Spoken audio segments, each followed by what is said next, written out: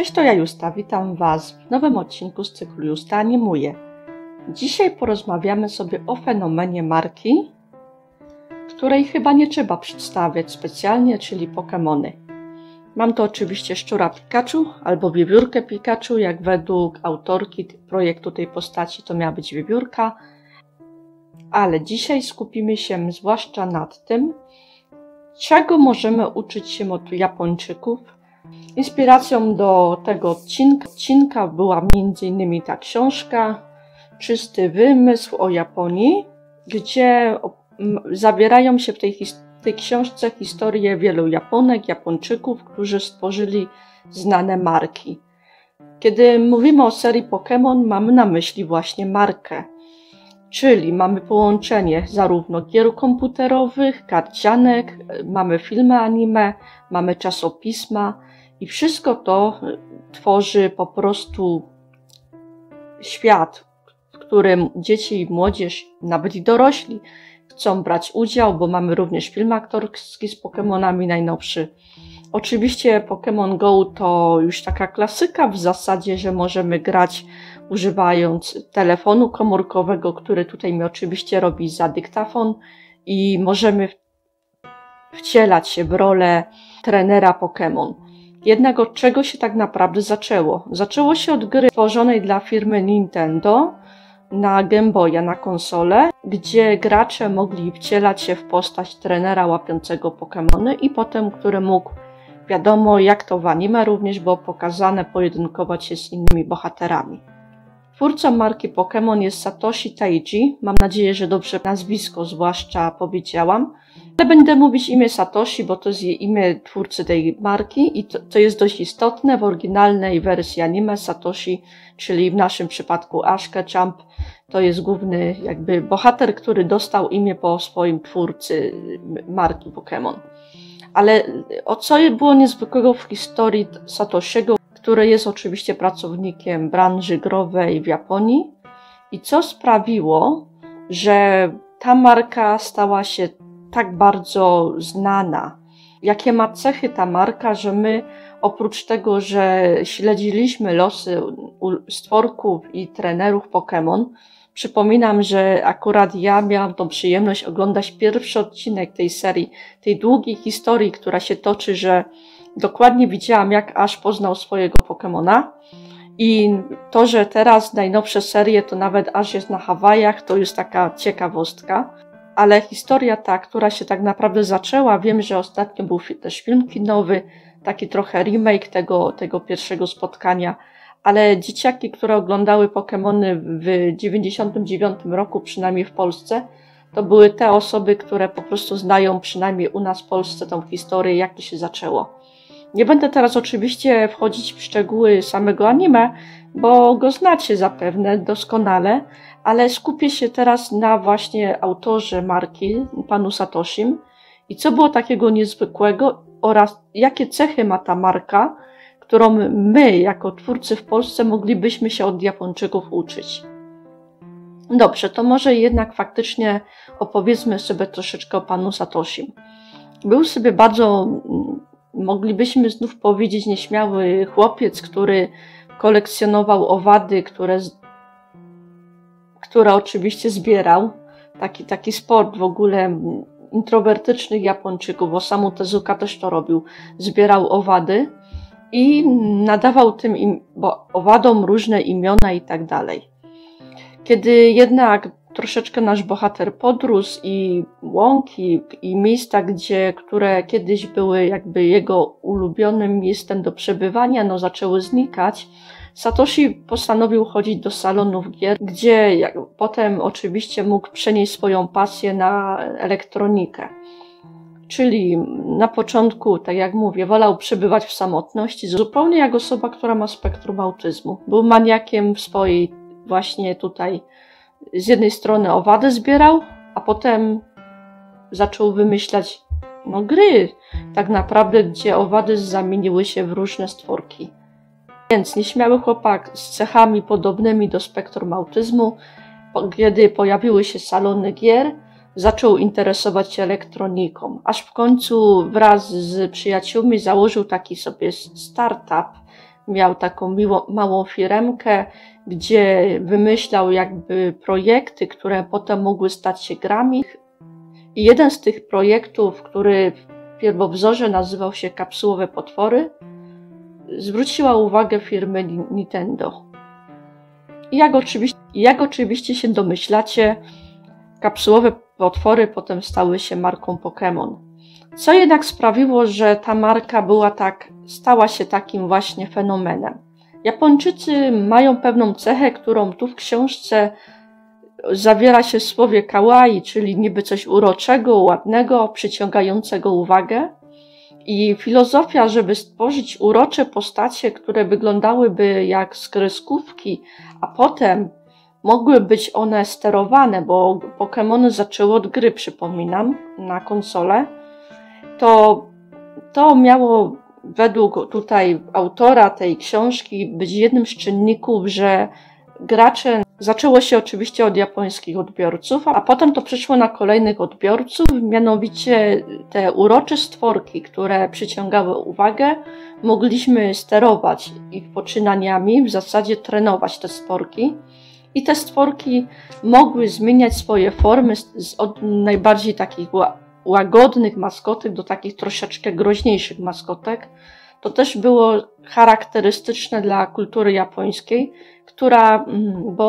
bo warto zwrócić na to uwagę, że część stworków oczywiście nawiązuje do mitologii japońskiej, do zwierzeń, które myśmy znamy choćby jako słowo yokai z anime, a chodzi o to, że zanim na dobre pojawiły się Pokémony i zanim pojawiły się jeszcze wcześniejsze postacie, które też są wspomniane w tej książce, w tej pozycji, to Japończycy od zawsze uwielbiali wymyślać istoty, które miały nadprzyrodzone umiejętności.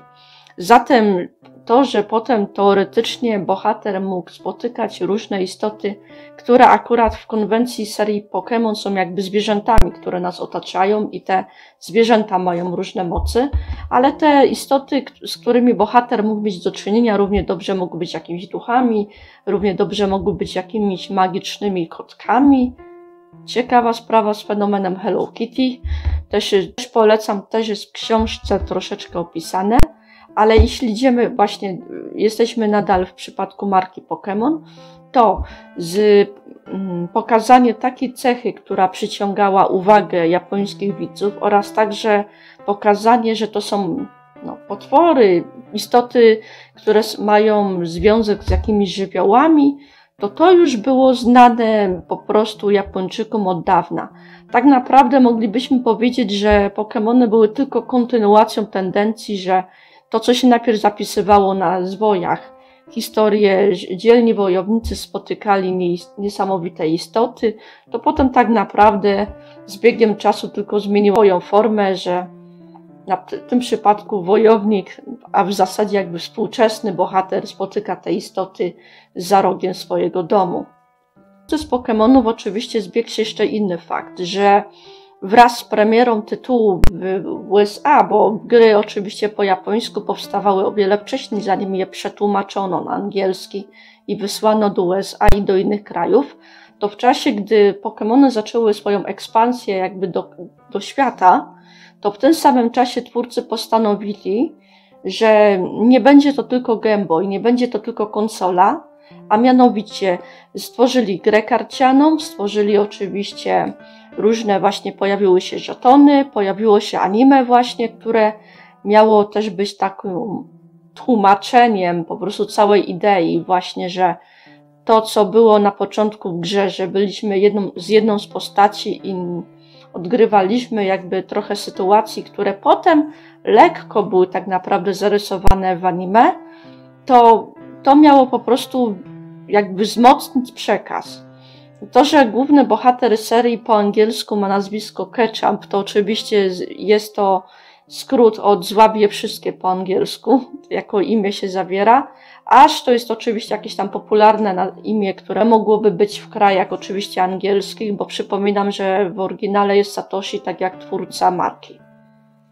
Zatem to, że akurat w krajach zachodnich marka Pokémon zbiegła się z wydaniem anime, z wydaniem gier, z wydaniem żetonów, z wydaniem z wydaniem oczywiście komiksów, czasopism i wszystkiego, co mogło nas wtedy jako dzieciaki zainteresować tą marką, to kumulacja tych po prostu czynności przyczyniła się oczywiście do tego, że świat poznał tą markę.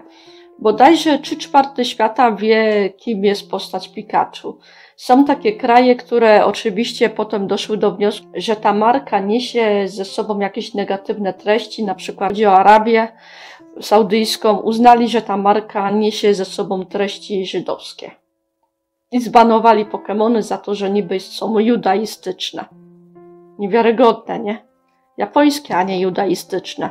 Oczywiście to, że ta marka, jak i oczywiście wiele tytułów z Japonii mogło nieść ze sobą pewne cechy, wartości, kultury, z której pochodziło, no to jest w tym coś. Tak naprawdę, kiedy uczymy się danego języka obcego, to zawsze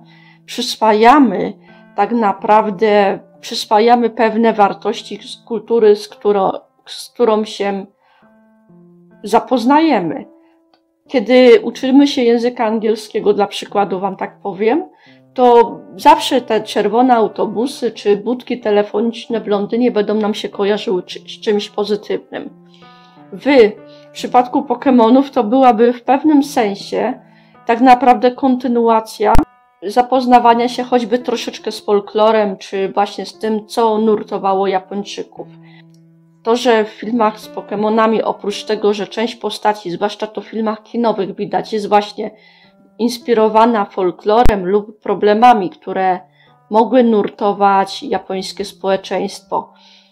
Przypomina mi się tu zwłaszcza Pokémon film pierwszy, gdzie mamy postać złego Pokemona, który jest jakby klonem z jednej pozytywnej postaci. Oczywiście mam na myśli Mewtwo.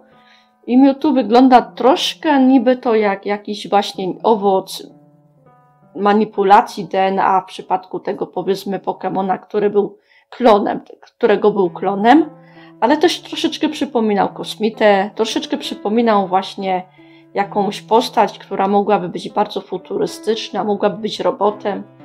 Czymś po prostu, co byśmy kojarzyli Japonię, bo Japonię kojarzymy albo ze stworzeniami, które mają niezwykłe moce.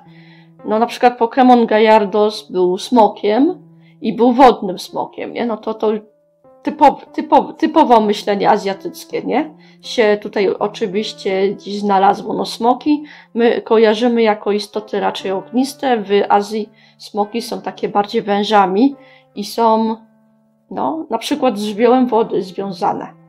Więc tu mamy takie nawet przemycenie, co mi się tutaj nasuwa. W ogóle to jest dość ciekawe, ponieważ nawet twórcy gry w Nintendo, czyli kiedy zobaczyli projekt pana Satoshiego, to się dziwili, czy ludzie w ogóle będą kumać, o co chodzi.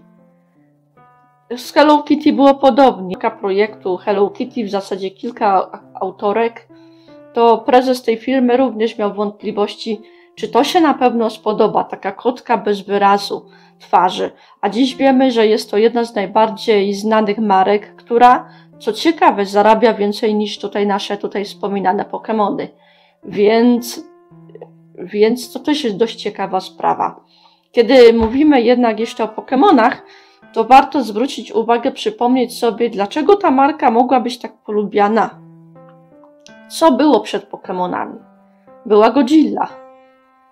Kto nie znał wielkich potworów i uwaga, w przypadku Godzilli pojawiły się w ogóle takie czasopisma, które opowiadały bardzo szczegółowo o tym, jakie cechy biologiczne ma na przykład Godzilla, że właśnie co ona ma wspólnego z tym właśnie nuklearnymi zniszczeniami, jaką inteligencję ma Godzilla nawet było. I potem te wszystkie podpowiedzi, te albumy, te jakby historie trochę paranaukowe, no bo Pokemony teoretycznie są zwierzętami, które też możemy poznawać ich zwyczaje, to potem to wszystko, te doświadczenia przechodziły do twórców marki. Że oni wtedy wiedzieli, że nie tylko wystarczy zrobić słodycze czy chrupki i wrzucić żetony, co było znane już we wcześniejszych tytułach. Na przykład Astro Boy Osamu Tezuki, no to jego wizerunki pojawiły się na przykład już na słodyczach. Marka Słodyczy była jednym z darczyńców dla powstania serialu w ogóle Astro Boy, serialu takiego animowanego. Potem był Kimba Biały Lew dopiero. Więc te doświadczenia, które wcześniej towarzyszyły wcześniejszym wynalazkom, środkom zdobywania wyobraźni, jakby to troszeczkę sugerował autor pan Matt Alt, by sugerował właśnie, że Japończycy stopniowo swoimi właśnie fantastycznymi wytworami zdobywali uwagę wyobraźni jako swoich odbiorców nie tylko w Japonii, ale także za granicą. Dość ciekawa historia jest, skąd się wzięło karaoke, skąd się wziął Walkman, też w tej książce. Jednak ja dzisiaj skupiłam się na marce Pokémon. Czyli na przykład zaczęłam właśnie od postaci pana Satoshiego, który wydawał się, że miał pewne problemy społeczne i paradoksalnie zdobycie tak naprawdę sukcesu, gdzie jego gra, którą wymyślał przez większość swojego dzieciństwa nawet, czyli wymyślał te stworki razem ze swoimi przyjaciółmi, to przyczyniło się do tego, że on miał potem łatwiejsze kontakty z otoczeniem. Następnie tak naprawdę kumulacja różnych działań, czyli sięgnięcie na przykład inspiracją do swojego folkloru, do przypomnienia sobie wcześniejszych doświadczeń, jak Japończycy zdobywali uwagę swoich widzów i widzów z zagranicy.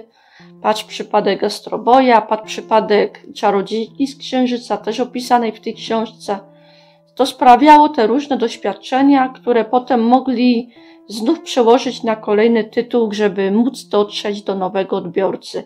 Dla mnie fascynujące jest to, że potrafią oni, Japończycy, czerpać ze swojego folkloru, ze swoich tradycji i modyfikować je tak, aby mogły te historie dotrzeć do coraz większej liczby odbiorców na świecie.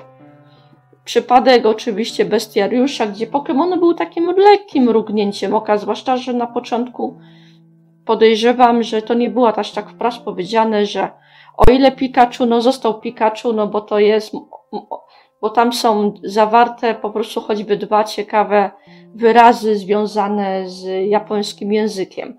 Ale już takie właśnie przemycanie treści związanych z pewną wrażliwością, właśnie z pewnymi symbolami tej kultury i na przykład jest taka dość fajna teoria, że na przykład i tutaj też mi się kojarzy właśnie gra związana z oczywiście Pokemonami, gdzie była historia japońskiego Feniksa, który oczywiście był pokazany w pierwszym odcinku już Pokemonów, gdzie, jeśli dobrze pamiętacie tą scenę, Satoshi i Pikachu są ranni, budzą się na polanie, bo wcześniej Pikachu ochronił swojego trenera i widzą przypadkiem niezidentyfikowanego Pokemona, który wyglądał jak mityczny Feniks. I jest to dość symboliczne dla kultury japońskiej, ponieważ seria miała się zakończyć tym, że Ash widzi Feniksa i w ostatnim odcinku również anime miał zobaczyć tego Feniksa i to miało się zakończyć taką klamrą.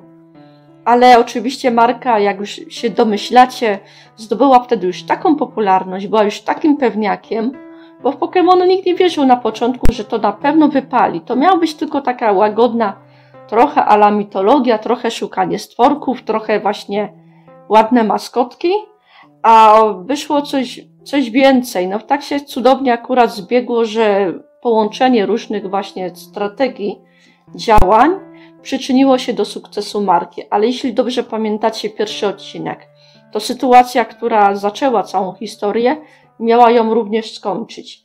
Natomiast, jak dobrze wiemy, ostatnio Ash Ketchum wylądował na Hawajach. Główny bohater ma nadal 10 lat. Jest stąd taka fajna teoria, że w trakcie pierwszego odcinka, kiedy Pikachu próbował go uratować przed stadem spirołów, czyli tych ptaków, które on trochę rozrujuszył, nazwijmy to po imieniu, to bohater miał tak naprawdę wcale się nie obudzić. Miał zapaść w śpiączkę i wszystkie fantastyczne przygody, które oglądamy w anime, to są tak naprawdę jego sny. Jest też taka teoria z Pokémonami, jest w ogóle to, że fani właśnie dużo dopowiadają do tej serii, zwłaszcza, że też komiksy, które były na podstawie troszeczkę właśnie bardziej związane z grami, które były wcześniejszą fabułą niż anime, pokazywały trochę inną stronę medalu. Jednak ja tutaj w tym odcinku nie będę Wam streszczać anime, no bo znamy, mniej więcej wiemy, o czym to jest i myślę, że na tym filmie pokażę Wam też kilka urywek, fragmentów związanych z anime. Pokażę Wam oczywiście również, tak ku wspomnieniu, trochę kart Pokémon, trochę na przykład taki album z naklejkami, który również myślę, że kojarzycie, ale przede wszystkim myślę, że na sam koniec tego odcinka warto sobie uświadomić, co twórcy polscy mogliby się uczyć od Japończyków, jeśli chodzi w kontekście tej animacji. Że warto na przykład czasami łączyć różne działania. Kiedy tworzymy film lub serial, w tym samym czasie mogłaby powstawać gra, która mogłaby przyczynić się do większego zaangażowania odbiorców. Myślę, że gra karciana lub jakieś właśnie wydawanie jakichś czasopism o tych bohaterach, w tym również sięganie do naszego rodzimego folkloru, co mnie w ogóle ostatnio to mam konika na funkcję mitologii słowiańskiej i stworków z naszego folkloru. Nie dlatego, że Pokemony, ale trochę w innym kontekście, ale to też jest dobry właśnie klucz, żeby stworzyć z tego, co my znamy, coś takiego, co mogłoby promować, może nawet nie wprost, ale ci dociekliwi fani, na przykład tak jak z Pokemonami, że symbol Feniksa właśnie japońskiego i to, że pewne mityczne bestie są tak naprawdę odpowiednikiem. Tam była taka scena z grą zwierzy, że pewne 3 postacie legendarne z Pokemonów to tak naprawdę są legendarne psy z mitologii azjatyckiej. Pewien lew Entei, to mi się zawsze wydawało, że to jest lew, ale niby jest psem, więc ciekawa sprawa. Ale no mówię, no choćby na tej zasadzie, że właśnie mamy tytuł, który pobieżnie jest czymś nowym, ale fani będą szukać właśnie takich, czy ta postać jest inspirowana jakąś inną postacią. Skąd wzięła się taka, a nie inna scena w danym tytule. I oczywiście coś, co mnie w ogóle, no mówię, to jest ponoć nauka po Godzilli i te czasopisma o Godzilli, jakiego to niby gatunku jest Godzilla. Przecież tak dużo rzeczy można wtedy tak naprawdę przemycić nawet takich ciekawostek naukowych, właśnie związanych z mitologią, no bo Pokemony potem nie tylko zaczęły na przykład nawiązywać do japońskiej mitologii, ale także do innej, no bo jak ta marka stała się uniwersalna i światowa, no to twórcy zaczęli mrugać okiem też do widzów z innych kultur. Oczywiście, jak powiedziałam wcześniej, nie wszystkim kulturom to się spodobało, ale te kultury, które oczywiście patrzyły bardziej łaskawym okiem na ten fenomen tej marki, mogły potem znaleźć coś ciekawego w samej marce Pokémon. Na przykład stworka, który mógł nawiązywać na przykład do ich kultury. Chyba powinnam sprawdzić obecnie, bo Pokémonów obecnie jest blisko 1000, nie 151 jak na początku serii, i sprawdzić, czy nie ma tam jakiegoś Raroga. Myślę, że wtajemniczeni wiedzą, o co chodzi, choć ostatnio powiedziałam, że aż wylądował na Hawajach. W sumie to mogłaby być Odaiba równie dobrze w Japonii, więc ocencie sami, czy on pojechał już do USA, czy nadal jednak siedzi na jednej z 1000 wysp japońskich i biega po Japonii z tym swoim szczurem Pikachu. Ocencie sami. Zatem podsumowując, myślę, że ta seria byłaby bardzo inspirująca, gdybyśmy my tak naprawdę w Polsce troszeczkę uczyli się od twórców właśnie z Azji, jakbyśmy mogli rozpromować nasze własne historie. I tyle w tym odcinku z cyklu Justa, nie moich refleksji. Zachęcam do oglądania nowych odcinków. Ja myślę, że możemy śmiało zacząć taki cykl japoński, troszeczkę nawiązujący. Może opowiem Wam o przysłowiach japońskich, właśnie może o tych zwojach Emaki, które tutaj troszeczkę zajarzyłam temat, że wcześniej pisali na zwojach baśnie. Może jesteście ciekawi tego. albo innych tematów związanych z krajem kwitnącej wiśni, ale tak z punktu widzenia osoby, która lubi rysować. Dzisiaj w tym odcinku przypominam również oczywiście o postaci twórcy Pokemonów, a co będzie następnym razem, możecie pisać w komentarzach, o czym opowiadać. Zachęcam Was do dania łapki do góry, włączenia dzwoneczka, który będzie informował Was o moich nowych filmach i oczywiście dodania mi suba, bo to mnie motywuje do pracy. To tyle z mojej strony, dzięki jeszcze raz za uwagę, pa!